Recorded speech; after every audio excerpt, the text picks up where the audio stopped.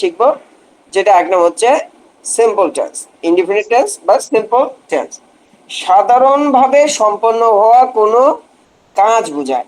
Indefinite বা simple tense বলতে সাধারণভাবে সম্পন্ন হওয়া কোনো কাজ বোঝায়। সেটা সাধারণভাবে বর্তমানকালেও হতে পারে, অতীতকালেও হতে পারে, ভবিষ্যৎকালেও হতে পারে।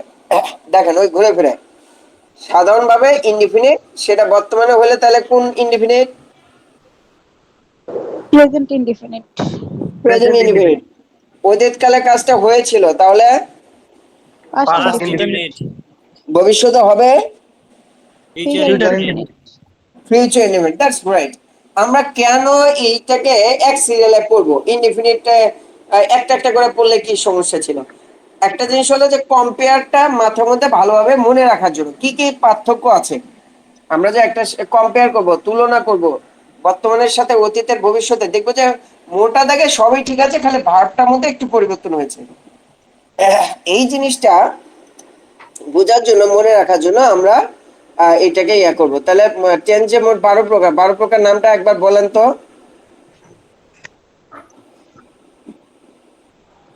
Present indefinite tense, present continuous tense, present perfect tense, present perfect continuous tense, past indefinite tense, past continuous tense, past perfect tense, past perfect continuous tense, future indefinite tense, future continuous tense, future perfect tense, future perfect continuous tense. মাশাআল্লাহ, that's great. Thank you so much. Next one আইজন একটু বলেন। Present Present indefinite tense. indefinite tense, present continuous tense, present perfect continuous tense, present perfect tense, present perfect continuous tense, past indefinite tense, past continuous tense, past perfect tense, past perfect continuous tense, future indefinite tense, future continuous tense, future perfect tense, future perfect continuous tense. That's great, fantastic. এই ইয়াতে কিন্তু আপনাদের প্র্যাকটিসটা অনেক কম হয়েছে, জানি না কেন। দেখছেন পার্টিসিপেন্টের সংখ্যা কিন্তু কমে আসতেছে। দেখা যাচ্ছে যে লাস্ট যে আমরা ক্লাসটা নিয়েছিলাম এরপরে মনে হয় কেউ আর প্র্যাকটিস দেন নাই। আবার আজকে মনে হয় এখন আমরা যে ক্লাসে আছি আমি ছাড়া আপনারা মোট 8 জন আছেন। অথচ আগেও মনে হয় গত ক্লাসে কমপক্ষে 9-10 জন ছিল। এবার এই যে 1-2 জন করে কমতেছে। মানে আজকে যিনি অনুপস্থিত তিনি সামনে যা মনে হবে যে স্যার কি পড়াইছে বুঝতেছি না, এইভাবে ইয়া হবে। এই জন্য একটু গুরুত্ব দিবেন। তো আমাদের আজকের উদ্দেশ্য হচ্ছে টেন্সের যে প্রেজেন্ট, পাস্ট, ফিউচার, তার মধ্যে থেকে present indefinite, past indefinite, future indefinite, এদেরকে একত্রে শেখার কারণ হচ্ছে সহজে মনে রাখার জন্য। সহজে মনে রাখার জন্য আমরা এটা শিখবো। এখন প্রেজেন্ট ইনডিফিনিট বা সিম্পল প্রেজেন্ট টেন্স বলতে কি বোঝায়? কোনো কাজ বর্তমানকালে সাধারণভাবে সম্পন্ন হয়, কোনো কাজ বর্তমানকালে সাধারণভাবে সম্পন্ন হয়, এটা হয়, হয়েছিল, হবে, তিনটার দিকে খেয়াল করবেন। ইনডিফিনিট বলতে সাধারণ, বর্তমান বলতে হয়, মানে সাধারণভাবে শব্দটা দিয়ে ইনডিফিনিটকে ইন্ডিকেট করতেছে, হয় দিয়ে প্রেজেন্টকে ইন্ডিকেট করতেছে। যদি হয়েছিল বলতাম তাহলে কি হতো? সাধারণভাবে হয়েছিল কোনটাকে Continuous. ইন্ডিকেট করবে? Past indefinite. Past সাধারণভাবে indefinite. ভবিষ্যতে হবে Future indefinite. Future indefinite. Future Future indefinite. এই indefinite. জিনিসগুলো একটু বুঝলেই হচ্ছে আর কি। তাহলে এখন প্রেজেন্ট ইনডিফিনিটে বাক্য বানানোর নিয়ম কি? প্রেজেন্ট ইনডিফিনিটের নিয়ম হলো ওই যে শুরুতে যেটা আছে, যে কাজটা করে তাকে বলা হয় সাবজেক্ট। বাক্য বানানোর নিয়ম হলো প্রথমে আসবে সাবজেক্ট, তারপরে ভার্বের প্রেজেন্ট ফর্মটা। ভার্বের ফর্ম কয়টা আছে মনে আছে? 3টা। V1, তারপর B1, V B2, two V B3. Three আর কি present past past participle. V3। তাহলে V1 এর আসল নাম কি? Present present form indefinite. Of verb. Present present form form verb. Of verb, ভার্বের প্রেজেন্ট ফর্ম। V2 বলতে কি বোঝায়? ভার্বের পাস্ট ফর্ম। Past Verb ভার্বের form. পাস্ট ফর্ম বা past form of verb. past ওই যে form of verb. ভার্ব এর অফ ভার্ব। আর V3 বলতে past participle Past Past form past of participle verb বা form. ভার্বের পাস্ট পার্টিসিপল ফর্মটা। ভার্বের পাস্ট অবজেক্ট পার্টিসিপল। বলতে সাবজেক্টের কাজটা যার উপরে এসে পড়ে, যার মাধ্যমে সম্পন্ন হয়, ওটা হলো অবজেক্ট। এরপর বাড়তি কিছু যদি থাকে হি ইটস রাইস, সে কি খায়? ভাত খায়। তাহলে কি খায়? এই রাইসটা হচ্ছে অবজেক্ট। হি কে খায়? এটা হলো সাবজেক্ট। হি কি করে? খায়। এটা হলো ভার্ব। ক্লিয়ার? Clear. জি আচ্ছা, স্যার। এখন এই প্রেজেন্ট ইনডিফিনিটের সময় চিরন্তন সত্য, ইউনিভার্সাল ট্রুথ, যেমন সূর্য পূর্ব দিকে উঠে, মানুষ মারা যায়, এই যে বাক্যগুলো চিরন্তন সত্য, এই জাতীয় বাক্যগুলো হচ্ছে আপনার অথবা অভ্যাস, মানুষ সাধারণভাবে প্রতিদিন যেটা করে, গতকালকেও ভাত খেয়েছিলাম, আজকেও একটু আগে ভাত খেলাম, আগামীকালকে আল্লাহ হায়াতে বাঁচে থাকলে ভাত খাবো, তাহলে এই যে আমরা ভাত খাই। ছাত্র এই শিক্ষক হিসেবে মনে করেন আমি আহ, গতকালকেও পড়িয়েছিলাম, আজকেও পড়াচ্ছি, আগামীতেও পড়াবো। এই যে কোনো অভ্যাসগত কাজ, অথবা নিকট ভবিষ্যতে কোনো একটা কাজ হবে, এটা পরীক্ষা আগামীকালকে শুরু হবে, এই জাতীয় ক্ষেত্রে যে বাক্যগুলো তৈরি হয় ওইগুলোকেও প্রেজেন্ট ইনডিফিনিট হিসেবে ধরা হয়। চিরন্তন সত্য, অভ্যাসগত, নিকট ভবিষ্যতের কাজগুলো। ইমতিয়াজ ভাই একটু মিউট করেন, আপনার ওখান থেকে সাউন্ড আসতেছে। জি ধন্যবাদ। তো এইটা কি চিরন্তন সত্য, অভ্যাস, নিকট ভবিষ্যৎ যদি হয়, সেগুলোও ইনডিফিনিট টেন্স হিসেবে ধরা হয়। যেমন the sun rises in the east, সূর্য পূর্ব দিকে উঠে। ম্যান ইজ মর্টাল, মানুষ মরণশীল। দ্য এক্সামিনেশন বিগিনস টুমরো, পরীক্ষা আগামীকাল শুরু হবে। প্রথমটা ছিল হচ্ছে আপনার চিরন্তন সত্যের উদাহরণ, পরেরটা ছিল সরি এটা দুটাই হচ্ছে চিরন্তন সত্য, 3 নম্বরটা হচ্ছে ভবিষ্যৎ। আর অভ্যাসগতভাবে যে কাজগুলো আছে, মানে উইট রাইস এই জাতীয় যেগুলো আছে, হ্যাঁ, এগুলো হচ্ছে অভ্যাসগতভাবে। আচ্ছা, পাস্ট ইনডিফিনিট কি? ওই অতীতকালে সাধারণভাবে সম্পন্ন হয়েছিল। অতীতকালে আগেরটা মধ্যে ছিল বর্তমানকালে সাধারণভাবে সম্পন্ন হয়েছিল, আর এখানে হচ্ছে অতীতকালে সাধারণভাবে সম্পন্ন, সরি আবার ইয়া, এর আগেরটা হচ্ছে বর্তমানকালে সাধারণভাবে সম্পন্ন হয়, আর এখানে হচ্ছে হয়েছিল। পার্থক্যটা বুঝছেন? জি স্যার, ওটা হয় আর এটা হয়েছিল। হয়েছিল, ছিল হচ্ছে অতীতকে ইন্ডিকেট করে বাংলায়, তাহলে এটা পাস্ট ইনডিফিনিট। সাধারণভাবে বলতে ইনডিফিনিট, হয়েছিল, ছিল শব্দটা এসে বোঝাচ্ছে এটা পাস্ট, তাহলে পাস্ট ইনডিফিনিট টেন্স। কোনো একটা কাজ, বলেছিলাম না গত ক্লাসে, ক্রিয়া সম্পন্ন হওয়া বা কাজ হওয়ার সময়টাই হলো টেন্স। তাহলে কোনো একটা কাজ অতীতকালে সাধারণভাবে সম্পন্ন হয়েছিল, এটাই পাস্ট ইনডিফিনিট বা সিম্পল পাস্ট টেন্স। ক্লিয়ার? সাধারণ অতীতকাল। এখন আগে যা কিছু ছিল সবই ঠিক থাকবে, খালি আগে ছিল মূল ভার্বে প্রেজেন্ট ফর্ম, এখন হবে মূল ভার্বে কি, ভার্বের পাস্ট ফর্ম। ভার্বের পাস্ট মূল ফর্ম। ভার্বে পাস্ট ফর্ম। আগে ছিল প্রেজেন্ট ফর্ম, এখন হবে মূল ভার্বে পাস্ট পাস্ট। ফর্ম। পার্থক্য শুধু এতটুকুই, আর কোনো পার্থক্য নাই। ঠিক আছে? আগে যেটা আর এখন এটার মধ্যে পার্থক্য শুধু এতটুকুই, যে আগে ছিল প্রেজেন্ট ফর্ম আর এখন ব্যবহার হচ্ছে পাস্ট ফর্ম। আচ্ছা, এটাই কি ভি টু?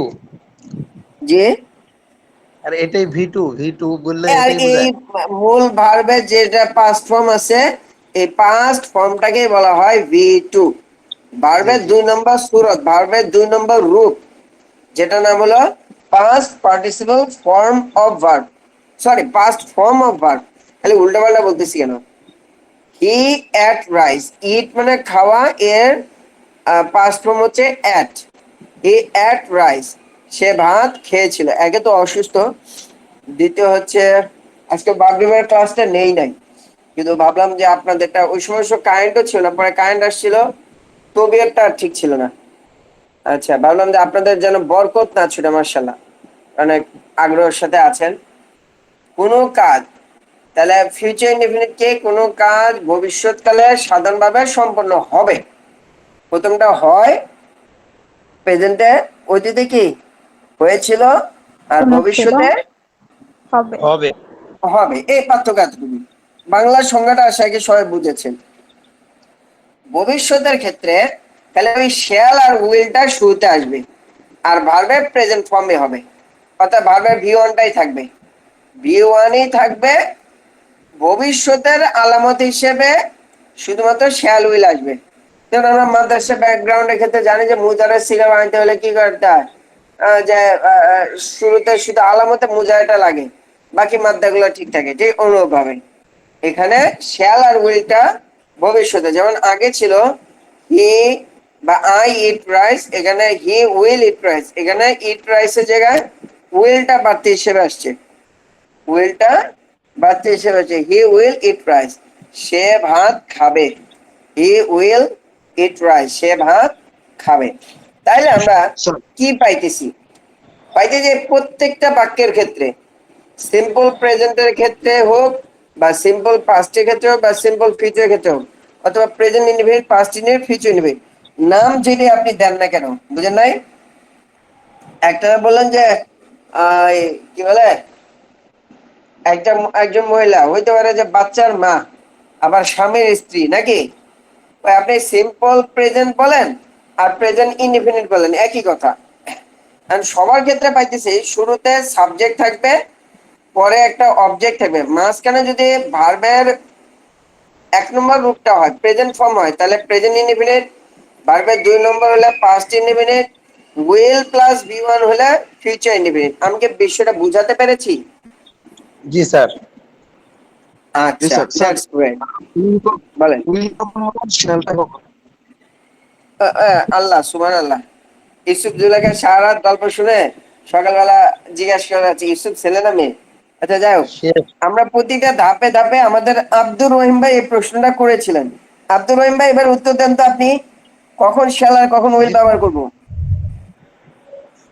ফিউচারে শ্যাল আর উইল ফিউচারে। সাবজেক্টের পর শ্যাল উইল। স্যার ওইটা না স্যার, আপনার ফিউচার ইনডিফিনিট টেন্সে কখনো শ্যাল হবে কখনো উইল হবে। স্যার দুইটা কোন কোন ক্ষেত্রে ইউজ করবো স্যার? দুইটা তো আর স্যার একসাথে হবে না। ওইটাই আমি অনেকবার বুঝিয়েছি, বলেছি যে আই এবং উই এর ক্ষেত্রে, আই এবং উই এর ক্ষেত্রে আপনি কি ব্যবহার করতে পারেন? শ্যাল ব্যবহার করতে পারেন। বাকিগুলোর ক্ষেত্রে হচ্ছে উইল। আই এবং উই, আই এবং উই এটার সাথে আপনি শ্যাল ব্যবহার করতে পারেন, বাকিগুলোর ক্ষেত্রে উইল। কিন্তু বর্তমানে প্রত্যেকটা সাবজেক্টের সাথেই উইল ব্যবহার করা যায়, ফিউচারে বা পরে, ওরা ভবিষ্যতে ক্ষেত্রে শ্যালও যা উইলও তা একই জিনিস। তো আগে আই আর উই এর সাথে শ্যাল ব্যবহার করতো, এখন আধুনিক মডার্ন স্পোকেন ইংলিশের মধ্যে সবার সাথে আমভাবে কমনলি ভাবে কি ইউজ করে? উইল। উইল ইউজ করে। এটা তো এর আগে অনেকবার বলছি, এই জন্য আমার বইয়ের মধ্যে আমি উইলটাকে নিয়ে আসছি। আপনি চাইলে আই এবং উই যখন ব্যবহার করবেন তখন উইলের পরিবর্তে আই শ্যাল ব্যবহার করতে পারেন, উই শ্যাল ব্যবহার করতে পারেন, হি উইল, সে উইল, এভাবে। আলামিন প্রশ্ন করলে তো বলেন স্যার। আলামিন বলে কি সেটা তো স্যারের প্রশ্নটা কি কেউ বুঝতেছেন? আমি বুঝছি না, স্যারের মানে নেটওয়ার্ক ইস্যু। জি স্যার, একটু জোরে বলেন স্যার। স্যার উনি বলতেছে যে আলামিন ভাই কি প্রশ্ন করেছে কিনা। হ্যাঁ হ্যাঁ, আমি করছি। আলামিন আচ্ছা ভাই আচ্ছা জি আমি করছি। আপনি তো ক্লাসে থাকেন না নিয়মিত। আচ্ছা, আমরা পরে এটা নিয়ে আলোচনা করবো। আসেন আমরা একটু বুঝি, প্লিজ মিউট ইউরসেলফ। আমাদের এই জন্য এটাকে বেসিক রাখছি, আপনি বিষয়গুলোকে খুব ভালোভাবে বুঝবেন, বুঝার পরে গ্রুপে প্র্যাকটিস দেবেন। হ্যাঁ, গ্রুপে প্র্যাকটিস দেবেন। দেখেন আমাদের গ্রুপের মধ্যে 18-19 জনের মধ্যে থেকে এই যে 7-8 জনে জয়েন করতেছেন, এই যে এখন একজন আবার হয়তো বের হয়ে গেছে, হয়তো নেটওয়ার্ক ইস্যু কারণে আবার আসবেন, কিন্তু আসেন হচ্ছে 7 থেকে 8 জন, অর্থাৎ কমতেছে 11 থেকে 10 জন। এই যে বিষয়টা কি এমন যে আমি ভালো পড়াচ্ছি না বা আমি রেগুলার পড়াচ্ছি না, এই কারণে আপনারা জেনে একটু হয়তো বা খুশি হবেন বা অবাক হবেন। আমার গত পরশুদিনে ময়মনসিংহ যাওয়ার কথা ছিল ছোট বোনটাকে আনা, পরশুদিন যাতে আপনাদের মিস না যায় ওই জন্য গেছি গতকালকে। আবার আজকে যাতে মিস না যায় সকালবেলায় চলে আসছি, মানে দুপুরের মধ্যে চলে আসছি, সকালে রওনা দিয়ে। আবার আমিও অসুস্থ, তারপরেও ক্লাস নিচ্ছি। প্রথমে শুরু হয়েছিল গলা ব্যথা দিয়ে, সেটা সর্দি জ্বরের রূপ নিছে, গলা ব্যথা আছে, সর্দি জ্বর আছে, কিন্তু তারপরেও ক্লাস নিচ্ছি। এমনকি বিষয়টা এমন যে আমি সুন্দর করে পড়াইতে পারতেছি না, বোরিং লাগতেছে, আপনারা তো আরো অনলাইনে আরো কোচিং ক্লাস করেছেন, বা আমার হয়তো সুন্দর লাগতেছে না। হ্যাঁ, একটা কথা, আমি বেশি ইংরেজি বলতেছি না ইংলিশ শেখানো, কারণ হচ্ছে আপনি যদি ফান্ডামেন্টালটা তো যদি না বোঝেন তাহলে আপনি ইয়া করবেন কোথায়? আবার যদি এখন বাক্য না প্র্যাকটিস করেন তাহলে ওখান থেকে কোথা থেকে বলবেন? So first of all you have to learn, you have to know. আপনাকে শিখতে হবে, জানতে হবে। ওই জায়গাটা থেকে হয়তো আমি বক বক বেশি করতেছি, কিন্তু আপনাদের জন্য কিন্তু অপশন রাখছি গ্রুপে প্র্যাকটিস করার জন্য। আমাদের যেগুলো প্যাটার্ন গুলো শিখাচ্ছি এটা দিয়ে যদি আপনি 24 ঘন্টা প্র্যাকটিস করেন তাও কি ফুরাবে বলেন? যতগুলো গেছে এই যে কালকে থেকে যে পর্যন্ত আজকে যেগুলো শিখাবো, আপনি যদি 100টা বাক্য নেন, সরি ওয়ার্ড নেন, 100টা ভার্ব নেন বা 10টাই ভার্ব নেন, 10টা ভার্ব নিয়ে কত প্র্যাকটিস করতে পারবেন আজকে দেখবেন। আচ্ছা আসি। ও আল্লাহ, বক বক বেশি করি, হ্যাঁ কি করব বলেন, আপনাদের জন্যই। এই মনে হয় আমাকে ডাক্তারের পরামর্শ দিয়েছে এই পেশা থেকে লিভ নিতে, যে পেশায় কথা কম আছে সেইটাতে যাইতে, কিন্তু এটা তো মনে হয় না আমি ছাড়তে পারবো। একে নাকি স্বর্গে গেলেও ধান বানায়, আমার মনে হয় এরকমই হবে। সিখনা সিখানা ইয়ে হামারা কাম হ্যায়, শেখা এবং শেখানো এটা হচ্ছে আমাদের কাজ। সিখানা ভি সিখনা হ্যায়, কিভাবে অন্যকে শিখাতে হয় এটাও অনেক সময় শিখতে হয়। এই জন্য কিন্তু আমরা ইনভাইট করছি যে আপনি যদি টিচার হয়ে থাকেন আসেন না, দেখেন না, জীবনে তো অনেক পড়াইছেন, একটু এভাবে পড়ান তো। বলেন তো, যদি এই ওয়েতে স্টুডেন্ট থেকে শেখানো হয়, বাংলাদেশি স্টুডেন্ট থেকে, তারা কেমন ডেভেলপ করবে আপনার কি মনে হয়?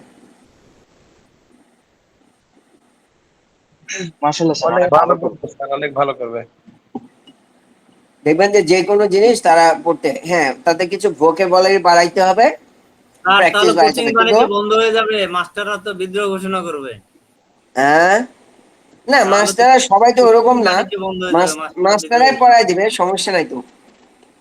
আচ্ছা আসেন, আমার নিয়ত আছে আমার ইয়াটাকে এটাকে পুরো প্রজেক্টটাকে ফ্রি করে দিব, আল্লাহ যেন তৌফিক দেয়, দোয়া করেন। অর্থনৈতিক একটু ইয়ে আসলে, এতদিন ওলামায়ে কেরামের জন্য ফ্রি রাখছিলাম, আমি পুরো উম্মার জন্য ফ্রি করে দিব ইনশাল্লাহ।